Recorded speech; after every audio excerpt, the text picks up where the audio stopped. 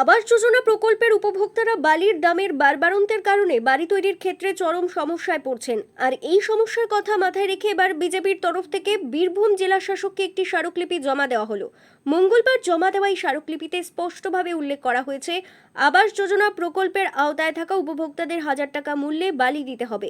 প্রথম বিষয় যেটা আমাদের আছে, যেটা ডিএম সাহেবের সঙ্গে কথা বলে এলাম আমরা, উনি আশ্বস্ত করলেন যে 2 সপ্তাহ টাইমও নিলেন।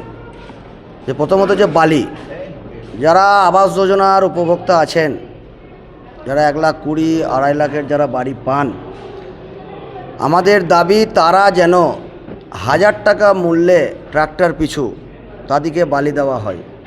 কেন ওনারা চোখের জল ফেলছেন, এই বাড়ি তৈরি করতে গিয়ে ওনারা চোখের জল ফেলছেন। কারণ যে বালি 150 টাকা থেকে শুরু করে 500, 600, 800 থেকে আজকে প্রায় কম বেশি 8,000 থেকে 10,000 তাদেরকে কিনতে হচ্ছে।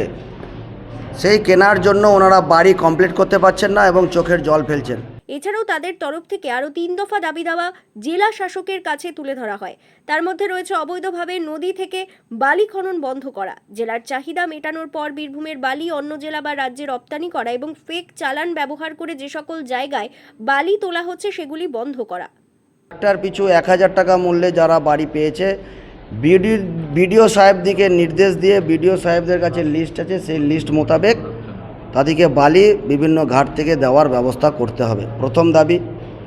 দ্বিতীয় দাবি হচ্ছে ফেক চালান ব্যবহার করে অবৈধ বালি ঘাটগুলো চলছে, সেগুলো অবিলম্বে বন্ধ করতে হবে।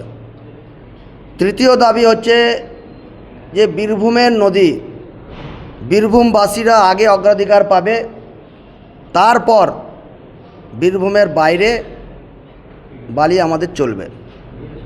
আগে বীরভূমবাসী পাবে, তারপরে বাইরের লোক যারা নিচ্ছে তারা পাবে।